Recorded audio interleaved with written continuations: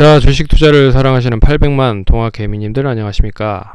평주에서 전해드리는 오늘은 메타버스 테마라는 주제를 가지고 주도주가 가능한지에 대한 부분과 그리고 관련된 종목들을 좀 정리해보는 시간을 가져보도록 하겠습니다. 그리고 메타버스라는 게 왜 이슈가 됐는지도 이야기를 해보는 시간을 가져보도록 하겠습니다. 좋아요, 구독하기, 알람 설정 해주셔서 감사드리고요. 본격적으로 방송 진행하겠습니다.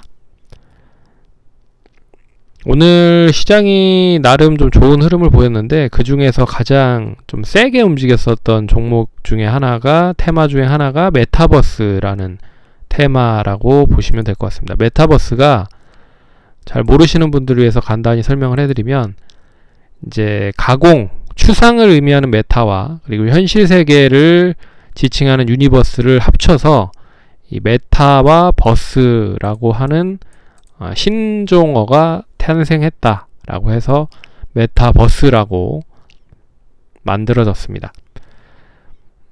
시장조사의 업체인 이제 스트래티지 애널리스틱스가 25년까지 이 메타버스 시장이 310조 시장에 진입을 할 거다. 그래서 올해부터 본격적으로 시장이 커질 것이다. 뭐 이런 얘기가 나오면서 좀 미국 쪽에서 이슈가 먼저 된 것 같고요.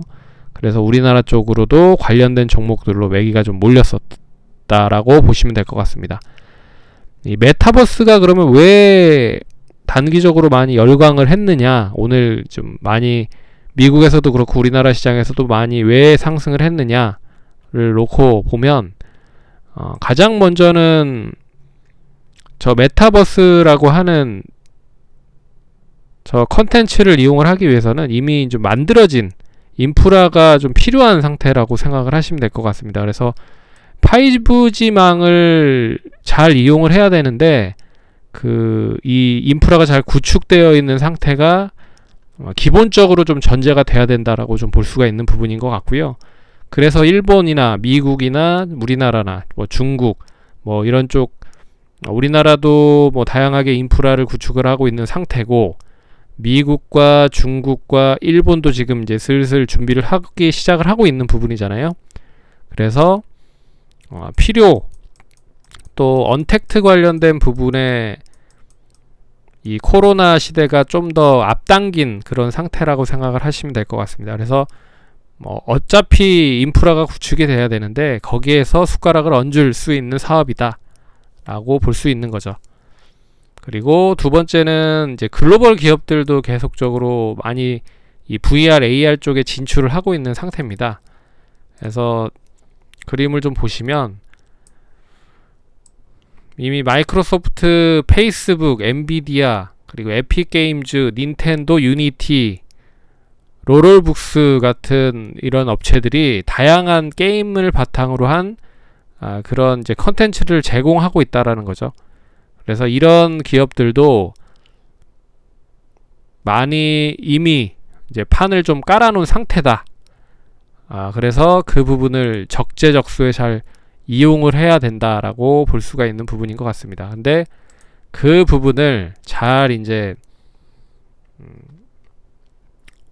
이미지로 만든 걸 이제 메타버스라고 지칭을 하는 부분인 것 같고, 그리고 이제 킬러 컨텐츠가 가장 큰 부재였습니다. 특히나 이 4차 산업, 4차 산업을 하는 말은 하는데 특별하게 4차 산업 관련돼서 뭐 만들어진 그런 게 없잖아요. 결과물이 딱히 뭐 없습니다. 그래서 킬러 컨텐츠가 가장 큰 부재였다라고 좀 보고 있는데, 이 부분을 이제 메타버스라고 하는 지칭으로 하나의 카테고리를 만들어서 이 VR과 AR을 싸집어서 연결을 했다. 그래서 이미 기존의 VR과 AR에 대한 디바이스도 상당히 많이 확보가 되어 있는 상태다.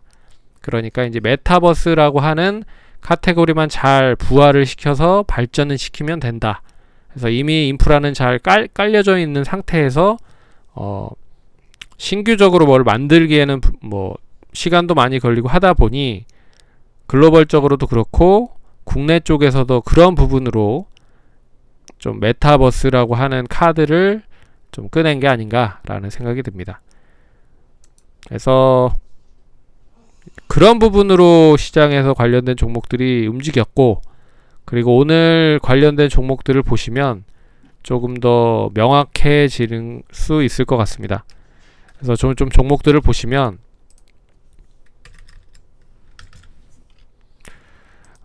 결국에 이제 그 가상현실과 증강현실에 대표하는 그런 컨텐츠를 만드는 업체들과 더불어서 그런 이제 디바이스를 만드는 업체들, 그리고 그런 이제 VR, AR에 대한 뭐 다양한 그런 특허라든지 관련된 렌즈라든지 뭐 이런 그리고 특수 효과라든지 뭐 이런 부분을 연결하는 업체들이 좀 긍정적인 흐름을 보이고 있다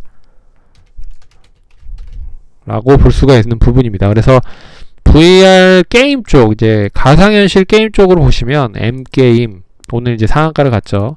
한빛소프트는 어제 상한가를 갔고, YJM 게임, 드래곤플라이, 조이시티 등이 있다. 그리고 특수효과 관련돼서는 이제 덱스터, 위지윅 스튜디오 등이 있고요.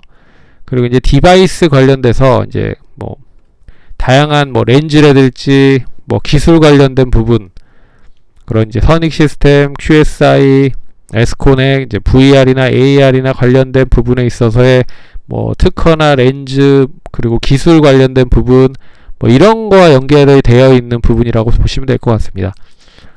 뭐 에스코넥, 한국 큐빅, 칩셋 미디어, JMT 등이 있다.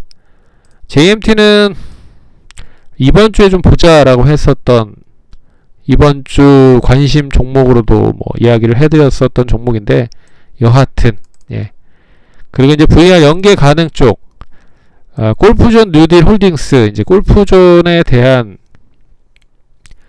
직접적인 현실적인 부분, 이제 가상으로 골프를 칠 수 있는 그런 기술들을 보유를 하고 있는 부분이죠. 그래서 골프존과 골프존 뉴딜 홀딩스, 그리고 SM, 빅히트, 그리고 YG까지. 그래서 홀로그램 관련된 부분의 사업과 더불어서 뭐 다양한 부분에 연결이 되는 그런 부분으로 엔터 쪽도 좀 눈여겨볼 필요가 있다라고 좀 보고 있고, 그리고 이제 지분 관련돼서 알체라, 네이버, NC소프트가 있는데, 알체라는 그 이제 네이버가 투자한 스노우라는 업체에서 이제 지분을 일대주주로 이제 가지고 있는 업체인데,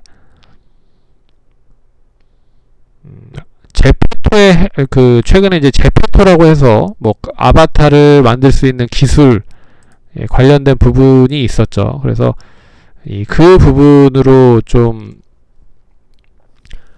제공하는 스노우라고 하는 부분 대주주가 있다. 뭐 그런 부분인 것 같습니다. 그래서 그런 부분에서 좀 이슈가 되는 부분이고, 뭐 당연히 뭐 네이버가 이 스노우의 대주주로 있는 부분들이 있기 때문에 결국 그런 부분으로도 뭐 연계가 되는 부분인 것 같고요.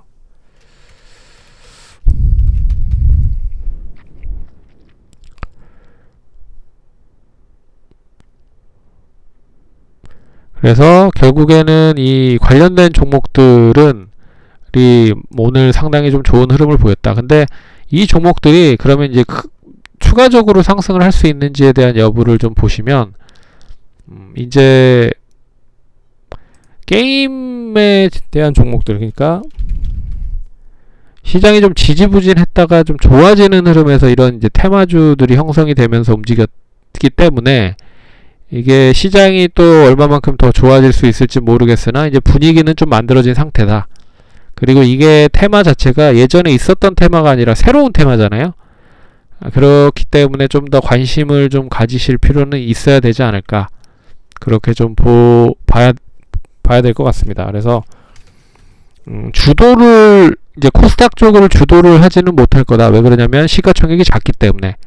하지만 시장이 상승을 하면서 같이 연계가 되면서 움직일 수는 있을 것이다. 만약에 시장이 좀 지지부진하면 대래 주도 성격으로 좀 움직일 수도 있을 가능성이 크기 때문에 이 이제 메타버스 관련된 부분에 있는 종목들은 좀 눈여겨보셔야 될 필요가 있지 않을까, 그렇게 좀 말씀을 해 보도록 하겠습니다. 그래서 이 관련된 업종의 종목들 역시 대형주 쪽보다는 뭐 네이버 5.8% 오늘도 상승을 했죠.